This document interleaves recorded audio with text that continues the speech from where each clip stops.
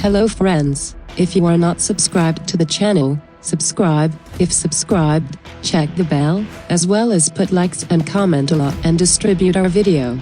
The new Toyota Land Cruiser 300 SUV has been tested for safety during rigorous crash tests.